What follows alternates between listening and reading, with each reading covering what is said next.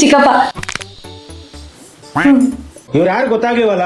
ಯಾಕೆ ಇಷ್ಟೊಂದು ದೊಡ್ಡ ಕಣ್ಣಿಟ್ಟಿದ್ದೀನಿ? ಹೆಣ್ಣಿನ ತಾಯಿ ಅಂತ ಗೊತ್ತಾಗಲ್ವಾ? ಸುಮ್ನಿರಮ್ಮ.